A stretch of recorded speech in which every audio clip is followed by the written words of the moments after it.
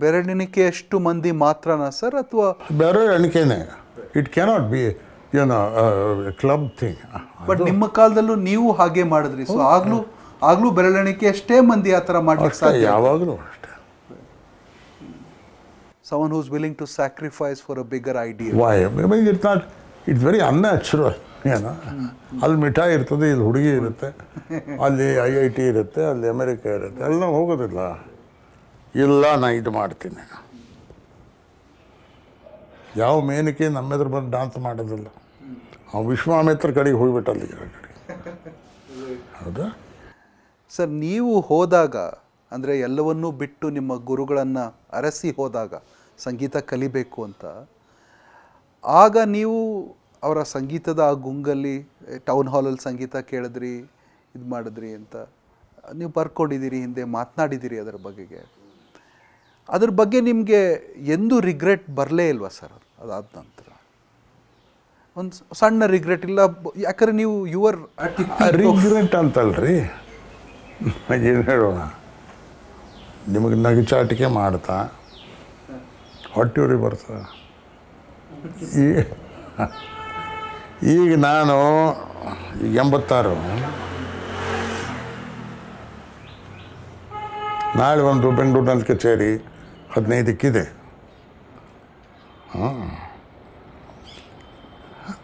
ಅಥವಾ ಇನ್ನೊಂದು ಕಡೆ ಇರ್ತದೆ, ಅಮೆರಿಕ ಇರ್ತದೆ, ಯುರೋಪ್ ಇರ್ತದೆ. ದೊಡ್ಡ ಹೆಸರು, ಸಣ್ಣ ದುಡ್ಡು ದೊಡ್ಡ ಹೆಸರು. ಅದು ಮಾಡಬೇಕು ಅಂತಂದರೆ ಈಗದು ಹೆಚ್ಚಾಗಿ ಮನವರಿಕೆ ಆಗ್ತಂದ್ರೆ, ಯಾಕಂದ್ರೆ ನನ್ನ ದೇಹ ಕುಗ್ಗುತ್ತಾ ಇದೆ. ಆ ಬಾರ್ಸಾಣಿಕೆ ಕುಗ್ಗಬಾರ್ದು. ಹೌದು, ಯಾಕಂದ್ರೆ ಅಲ್ಲೊಂದು ದೊಡ್ಡ ಎಕ್ಸ್ಪೆಕ್ಟೇಷನ್ ಇಟ್ಕೊಂಡೇ ಬರ್ತಾರೆ. ಬರೋದು ನಾನೇ ಬರ್ತೀನಿ ಅಲ್ಲಿ, ಭಾರತವನ್ನೇ ಬರ್ತೀನಿ ಅಲ್ಲಿ.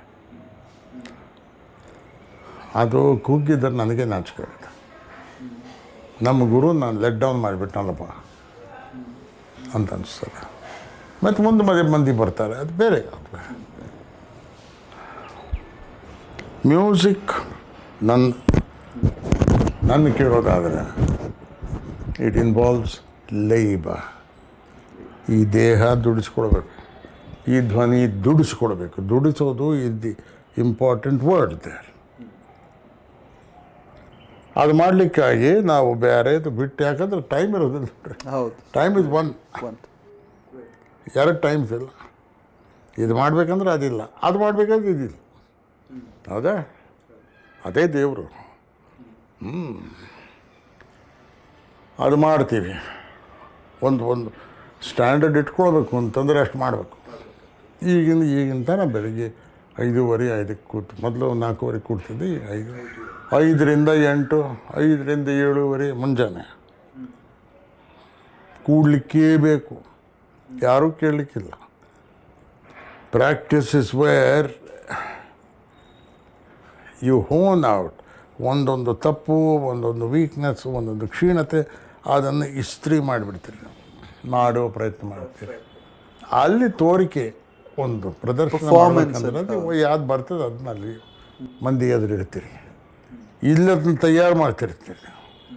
ಹಂಗೆ ಆ ಹೊಟ್ಟೆಗೆ ಯಾಕೆ ಬರುತ್ತಪ್ಪ ಅಂತಂದರೆ, ನಾನು ಇಂಗ್ಲೀಷ್ ಮಾಡ್ತಿದ್ದೆ, ಅದರೊಳಗೆ ಒಂದು PhD ಇದೆ ಅಂತ ಒಮ್ಮೊಮ್ಮೆ ಜ್ಞಾಪಕ ಬರ್ತದೆ ನಾವು. ಹೌದಾ?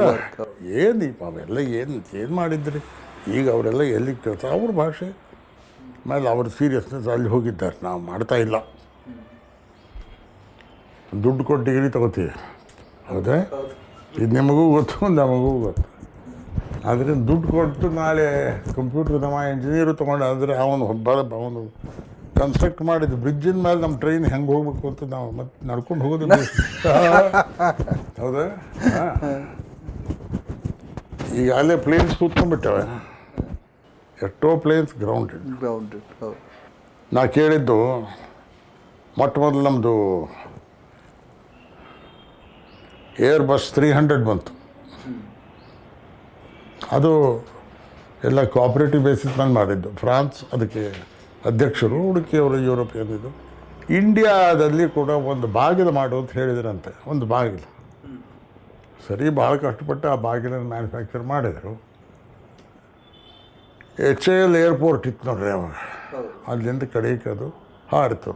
ಆ ಬಾಗಿಲು ನಮ್ಮ ಮಹಾತ್ಮ ಗಾಂಧಿ ರೋಡ್ ಹತ್ರ ಬಿತ್ತು. ಯಾರಿಗೆ ದುಡ್ಡು ಕೊಟ್ಟರು ಅಂತ ನಮಗೆ ಗೊತ್ತಿಲ್ಲ. ಆ ಕತೆ ಅಲ್ಲೇ ಮುಚ್ಚಿಬಿಟ್ರೆ, ಕೆಳಗೆ ಯಾರೂ ಇರಲಿಲ್ಲ, ಒಳ್ಳೆಯದು. ಸೊ ಅದಕ್ಕೆ ತಪಸ್ಸು ಅಂತೀನಿ ನಾನು. ಈಗ ಮೈಸೂರಿನ ಹುಡುಗ, ನಮ್ಮ ಮಿತ್ರರೊಬ್ಬರಿದ್ದಾರಿಲ್ಲ, ಬಹಳ ಮಿತ್ರರು, ಸಾಹಿತಿಗಳು ಅವರು. ಅವ್ರ ಮಗ ಹೈಯೆಸ್ಟ್ ಕ್ವಾಲಿಫಿಕೇಷನ್ ತಗೊಂಡಿದ್ದಾನೆ, ಯಾವುದೋ ಒಂದು ಸ್ಪೆಷಲ್ ಸಬ್ಜೆಕ್ಟ್. FA ಪ್ಲೇಯರಲ್ಲಿ ವರ್ಕ್ ಮಾಡಿದ್ದಾರೆ, ಬೇರೆ ದೇಶಕ್ಕೆ ಹೋಗಿ ಕೆಲಸ ತಗೊಂಡಿದ್ದ. ಅವೆಲ್ಲ ಬಂದು ಬಿಟ್ಟು ಈಗ ಬಾಂಬೆದಲ್ಲಿ, ಅವರಲ್ಲಿ ಅಲ್ಲಿಂದ ಪುಣೆಯದಲ್ಲಿದ್ದಾನೆ. ಈಗ ಅಲ್ಲಿಟ್ಟಾರವನ್ನು ದಿನಕ್ಕೆ ಕಮ್ಮಿ ಅಂದರೆ 10 ತಾಸು ದುಡಿಬೇಕು ಅಂತ ತೆಗ್ತಿರ್ತಾನೆ. ನಾಯಿ ಬಾಲ ನೆಟ್ಟಿಗೆ ಮಾಡೋದು ಅಂದರೆ ಏನು, ಮತ್ತು ಇದು ಸಾಧನ ಮಾಡೋದೇನು? ಯಾಕಂದ್ರೆ ಮಾಡಿದ್ದೇ ಮಾಡಬೇಕು, ಅದು ಬರೋದಿಲ್ಲ. ಮಾಡಿದ್ದೇ ಮಾಡಬೇಕು. ಬೇರೆದೆಲ್ಲ ಬಿಟ್ಟು, ಪ್ರಾಸ್ಪೆಕ್ಟ್ಸ್ ಬಿಟ್ಟು. ಇಂಟ್ರೆಸ್ಟಿಂಗ್. ಅವತ್ತು ನೀವು ನಿಮ್ಮ ಗುರುಗಳ ಸಂಗೀತಕ್ಕೆ ಶರಣಾದ ದಿವಸ ಯಾರ ಮೇಲೆ ಇವ ಏನವ ಇಲ್ಲ ಅಲ್ಲಿ ಹಿಂದಿದ್ದೆ. ಹೌದಾ? ನಾನು ಕೂಗಬೇಕಾಗಿ ಬರುತ್ತೆ, ಇದು ಕೆಟ್ಟೋಯ್ತು. ಏನಮ್ಮ, ಇವರೆಲ್ಲ ಬೆಂಗಳೂರಿಂದ ಈ ಮಾತಾಡಕ್ಕೆ ಬಂದಿದ್ದಾರೆ. ತಾಯಿ ಆಯಿತು, ಎಲ್ಲಮ್ಮ? ಹಾಂ ಹೇಳಿ. ಅವತ್ತು ನೀವು ನಿಮ್ಮ ಗುರುಗಳ ಸಂಗೀತ ಕೇಳಿ ಶರಣಾದ ದಿವಸ, you had gone there with a young girl and her father, and ಅವತ್ತು ಮಳೆ ಕೂಡ ಬಂತು ಅಂತ ಓದಿದ್ದೀನಿ ಸರ್ ನಾನು. So that was actually the choice that you are making. She was my classmate. A very brilliant girl. ನಾವಿಬ್ಬರು intermediate ಒಟ್ಟಿಗೆ ಓದಿದ್ವಿ, St. Joseph's college. ಆಮೇಲೆ ಆಕೆ ಕಾಮರ್ಸ್ ಮಾಡ್ಲಿಕ್ಕೆ ಹೋದ್ಲು, ನಾನು ಇಂಗ್ಲೀಷ್ ಲಿಟ್ರೇಚರ್. ಯಾಕೆ ಮಾಡಿದೆ? One of the reasons was that English was the only honours course available then in Bangalore. Honours arts course, ಎಲ್ಲ ಉಳ್ಕೆ ಎಲ್ಲ ಸೈನ್ಸ್ ಇದ್ದು. Well, I did well enough in English. And, well, the immediate idea was, to do well in the English studies, which I did well. And to get a reasonable job, I was immediately appointed. Anantamurthy and I were appointed on the same day. Hasanದಲ್ಲಿ ನಾನು ಬೆಂಗಳೂರಿನಲ್ಲಿ. So we were the two of us. He was here and I was in Bangalore. We were the top students in the literature honors, English literature honors. So well, and so on. And then afterwards I went away. He did not. He went So I was just looking at that as a metaphor. Go ahead. There's a young girl sitting right next to you, and then there's this music that's happening, and then you actually are enamored by what is happening on this stage. So you just forget the worldly things. Enamored is not a good word. I would use the word entranced. Entranced. Right. Sorry about that. Entranced. It's a much more serious word. Right. And it changed my whole Whole life. life. Right. ಆಗ ನಿಮ್ಗೆ 23 ವರ್ಷ ಇರ್ಬೋದಲ್ಲ. ಇಲ್ಲ 21 ಆಗ್ತಾ ಇತ್ತು. Coming back to the question of you've grown up in a syncretic tradition. So coming back to the things that we were discussing a little earlier, you've grown up in a syncretic tradition. Well, yeah. And ಹಲವಾರು ಭಾಷೆಗಳಿಗೆ exposure ಇತ್ತು, ಬೇರೆ ಬೇರೆ ಥರದ ಜನರಿಗೆ exposure ಇತ್ತು. So ಒಂದು ಥರದ ಡೈವರ್ಸಿಟಿ ಮತ್ತು ಪ್ಲುರಾಲಿಟಿ ವಾಸ್ ಅ ಗಿವನ್ ನಿಮ್ಮ ಜೀವನದಲ್ಲಿ. Yes, because But ಈಗ wait a minute, because both my parents, they were as diverse as they come. right. And both of them were, what shall I say, in the real sense. Now I don't know what is real. Those were different days. People took themselves and took something else more seriously. One of the things which is operating, I think, now, is a certain kind of shallowness about everything, a glibness about everything, an anxiety to put words into comfortable structures. So, there you are. Yes, you go ahead. I mean, ಆ diversity ಇತ್ತಲ್ಲ sir, do you think ಈಗ sir it's become a bipolar world, and do you think we have lost the capacity to accept that kind of diversity and plurality? That's not true. Not true. ಈಗಲೂ ಇದ್ದಾರೆ. Because all the debate is about yes or no, right and wrong. That's because, the people in power are simplistic. I almost tend to think that they are not aware of that great vision that people of the 20s, 30s, people like Gandhiji, people like Tagore, let us forget the politics for a while. Even the political discourse was diverse and yes, because life it had people of that sort really seriously talk and write. You should have something substantial to write about. And if your knowledge of the world does not suffice, then you get into other things. I don't have to describe those other things. You are aware of them. Right.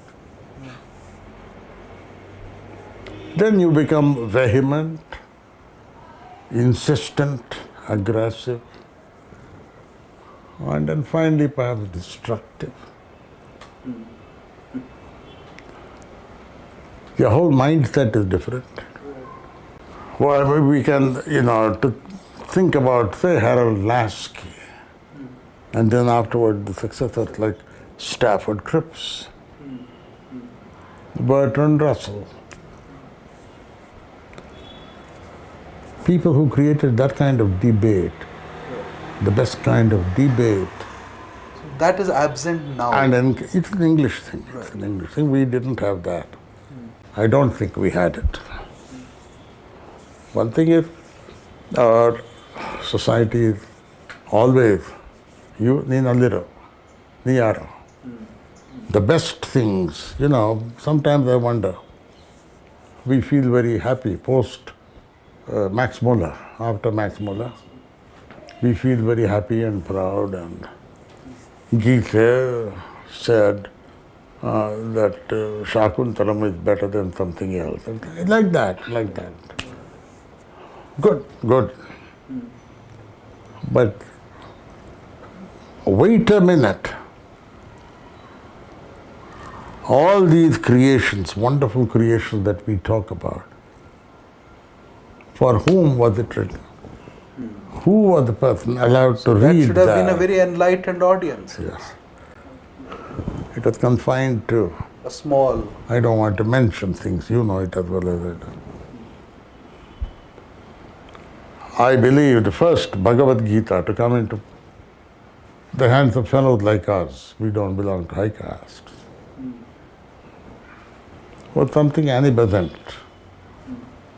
brought out. A 2 Anna, 6 paise. 2 Anna Bhagavad Gita. Then it's only because of the British and our high castes were fascinated with the white man. And we traced relationship. There we touched, the Aryans, swastika, and so on. This interview is not about all that. The other thing that is very fascinating about your life, sir, ಅಂದರೆ observe ಮಾಡಿದಾಗ, you have been an itinerant. You always moved from one city to another. ಅಂದರೆ ನೀವು ತುಂಗಭದ್ರದಿಂದ ಶುರುವಾಗಿ ಒಂದು small ಟೌನಿಂದ ಶುರುವಾಗಿ Bengaluru, Mysuru, Dharwad, Trichy, then California, then there is Calcutta, there is Mumbai.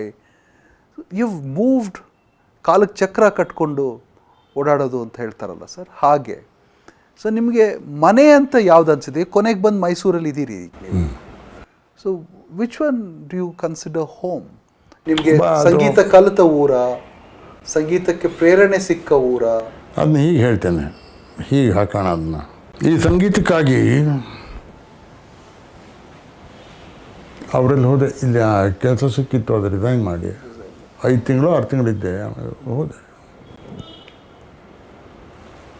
ಅಲ್ಲಿ ಉದರ ನಿಮಿತ್ತಂ ಬಾಂಬೆದೊಳಗೆ ಬಂದು ಭಾರತೀ ವಿದ್ಯಾಭವನ್ 2 ಕಡೆ ಪಾರ್ಟ್ ಟೈಮ್ ಲೆಕ್ಚರರ್ ಆಗಿ ಅವ್ರು ಅಲ್ಲಿಂದ ಕಲ್ಕತ್ತಿಗೆ ಹೋಗ್ಬಿಟ್ರು.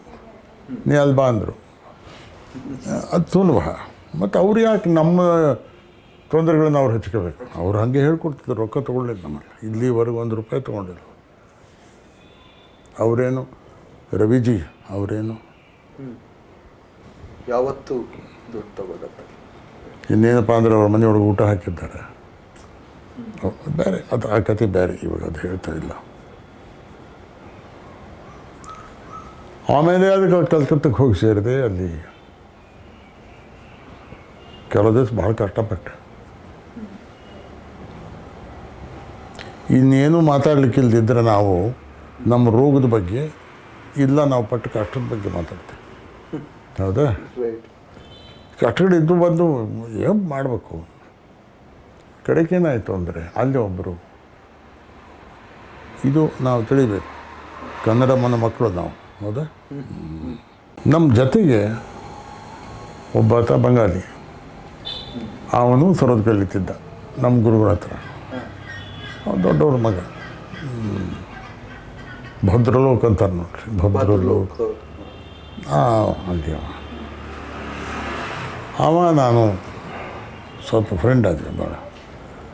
ನೀ ಅದನ್ನ ನಂಬಾರ್ತೀನಿ ನಾ ಬಾರ್ತಿದ್ದೆ. ಅದನ್ನ ಇದು ಮಾಡ್ತಿದ್ದೆ, ಅವನಿಗೆ ಹೆಲ್ಪ್ ಆಗ್ತಿತ್ತು. ಅವ ಅಲ್ಲೊಬ್ಬರು ಜ್ಯುವೆಲರ್ ಇದ್ದರು, ಜ್ಯುವೆಲ್ ಸ್ಟೋರ್ ಇತ್ತು ಅವ್ರದ್ದು, ಪ್ರಭಾತ್ ಕುಮಾರ್ ದಾಸ್ ಅಂತ ಹೇಳಿ. ಅವರಲ್ಲಿ ಅವ್ರ ಮನೆ ಇವ್ರ ಮನೆ ತಂದವರಲ್ಲಿ ಜ್ಯುವೆಲ್ ಮಾಡ್ತಾಯಿದ್ರು. ಅವ್ರ ದೊಡ್ಡ ಹೆಸರು ಏನಪ್ಪ, ಅದು ಬಂಗಾರ, ಅದರಲ್ಲಿ ಮಿಕ್ಸ್ಚರ್ ಇರೋದಿಲ್ಲ. ಅದು ದೊಡ್ಡ ಮಾತು ಅಲ್ಲ. ಪ್ರಾಮಾಣಿಕರು ಅನ್ನೋ ಸೊ ಅವ್ರು ನನಗೊಂದು ರೂಮ್ ಕೊಟ್ಟರು. ಇದಕ್ಕೆಷ್ಟು ಬಾಡಿಗೆ ಇಲ್ಲ, ನೀವೆಲ್ಲ ಓದ್ದವರು, ನೀವು ಇಲ್ಲಿರೋದೇ ನಮ್ಮ ಭಾಗ್ಯ. ಹಾಗೆ ಆ ಒಂದು ಇಮೋಷನ್ ಇರ್ತದೆ ಅಲ್ಲಿ. ಇಲ್ಲಿ ತನಕ ಅದು, ಇಲ್ಲಿ ನಾವು ವಿ ಆರ್ ನಾಟ್ ಇಮೋಷ್ನಲ್. ಅಯ್ಯೋ ಹೌದಾ ಅಂತ ಅಂದ್ಬಿಡ್ತೇವೆ ನೋಡಿ. ಅದು ಇಮೋಷನ್ಸ್ ಇರ್ತವೆ, ಅವರು ಭಾವುಕತೆ ಅಂತಾರಲ್ಲ, ಎಂಥ ಭಾವುಕತೆನೋ ಆ ಭಾವುಕತೆಗಳಲ್ಲಿ ಅದೊಂದು. ರೂಮ್ ಕೊಟ್ಟರು, ನೀವು ಇಲ್ಲಿರ್ರಿ,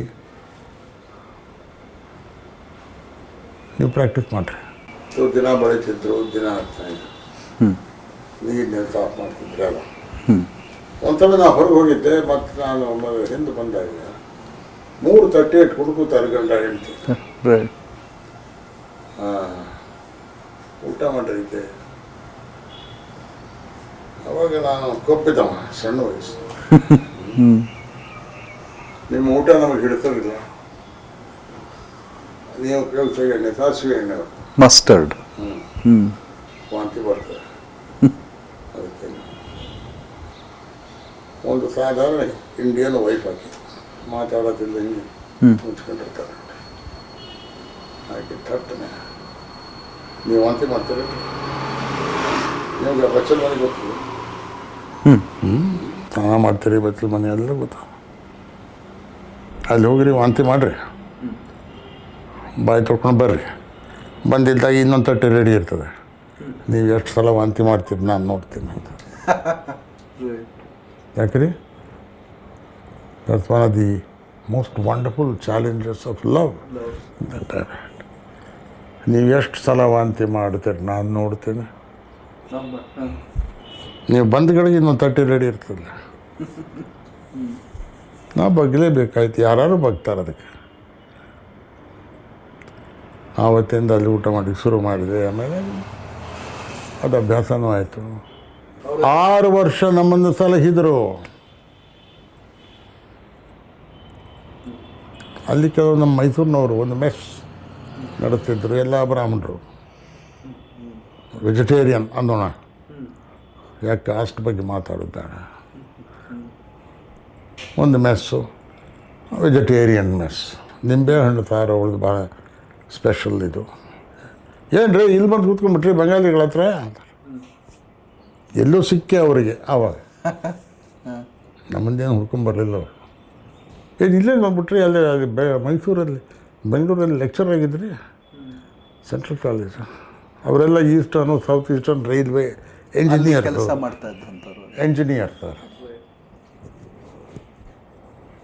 ಹಾಗೆ ಯಾವುದೋ ಒಂದೊಂದು ಸಲ ನಿಂಬೆ ಸಾರು ಅನ್ನ ತಿನ್ಲಿಕ್ಕೆ ಅವ್ರ ಹತ್ರ ಹೋಗ್ತಿದ್ದೆ.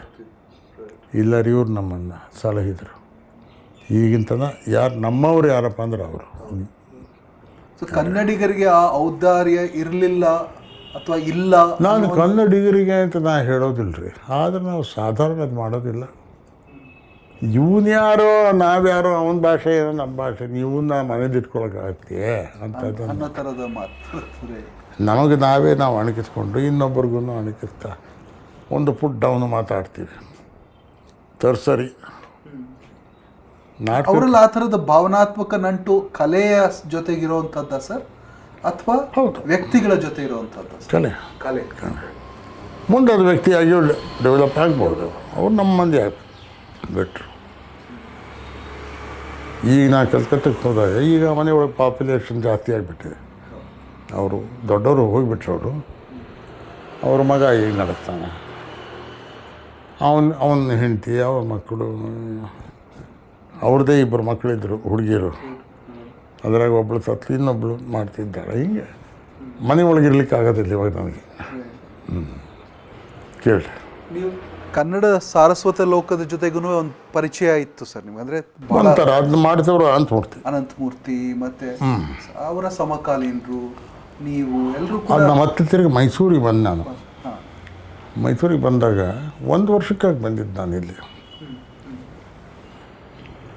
ಆಗ ನಾನು ಮದುವೆ ಆಗಿಬಿಟ್ಟೆ ಒಬ್ಬರನ್ನ. ಅದು ಅವಸರದ ಮದುವೆ ಆಯಿತು, ಆಗಬಾರ್ದಾಗಿತ್ತು. ಆದ್ದರಿಂದ ಪಾಪ ಅವರು ಭಾಳ ಟ್ಯಾಲೆಂಟೆಡ್ ಅವರು. ಅವ್ರು ನಮ್ಮ ಸ್ಟೂಡೆಂಟ್ ಆಗಿದ್ದರು. ಇಂಗ್ಲೀಷ್ ಕಲಿತಿದ್ರು. ಸಿತಾರ್ ಸರೋದ್. ಸಿತಾರ್ ಸರ್. ಅವರ ಔಟ್ ಹೌಸ್ನಲ್ಲಿ ನಾನು ಇರ್ತಿದ್ದೆ. ನಮ್ಮ ಸೋದರತ್ತೆ ಒಬ್ಬರಲ್ಲಿದ್ದರು ಸ್ವಲ್ಪ ಕಾಲ. ಅಲ್ಲಿ ಅವ್ರದ್ದೇನೋ ಕೆಲಸಕ್ಕಾಗಿ ನಾನು ಕರೆದ್ರು, ಅಲ್ಲಿ ಹೋಗಿದ್ದೆ. ಆಗ ಇವ್ರು ಮೈನ್ ಹೌಸ್ನವರು, ದೊಡ್ಡ ಹೌಸ್ ಇಲ್ಲೇ ಯಾದಗಿರಿ. ಆಮೇಲೆ ಮದುವೆ ಆದ್ವಿ ಇಬ್ಬರು. ಆ ಕೆಲಸ ರಿಸೈನ್ ಮಾಡಿಬಿಟ್ಟೆ ಅಲ್ಲಿ. ಯಾಕಂದರೆ ಮದುವೆ ಆದಮೇಲೆ 2ನೇ ಪುಟ, 1ನೇ ಪುಟ ಚೆನ್ನಾಗಿರ್ತದೆ ಪುಸ್ತಕದಲ್ಲಿ, ಅಲ್ಲೆಲ್ಲ ಚಲೋ ಅಕ್ಷರಗಳು ಎಲ್ಲ ಇರ್ತವೆ. 2ನೇ ಪುಟ ಸಾಧಾರಣ ಅಕ್ಷರ ಬರಲಿಕ್ಕೆ ಶುರು ಆಯಿತು. ಎನಿವೆ, ಆಮೇಲೆ ನಾ ಇಲ್ಲಿ ಇದ್ನಲ್ಲ, ಅವಾಗ ನಾ ಬಂದ ದಿವಸನೇ ಅನಂತಮೂರ್ತಿ ಭೇಟಿ ಆದರು. ಇಲ್ಲಿ ಲೆಕ್ಚರ್ ಇದ್ದರು ಅವರು. ನಾ ಬೆಳಿಗ್ಗೆ ಬಂದೆ, ಸಂಜೆ ರಾಜೀವ್ ಸಿಕ್ಕರು.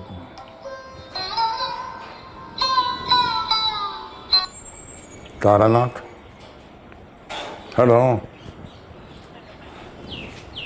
ಹಲೋ. ಹಾಂ, don't talk today. Talk on Saturday. You got to talk with my daughter. ಆಮೇಲೆ ಇಂಗ್ಲೀಷ್ ಮಾಸ್ತರ್ಗೆ ಕಾರಣಾಂತರದಿಂದ ಮದುವೆ ಆಯಿತು. ಆಮೇಲೆ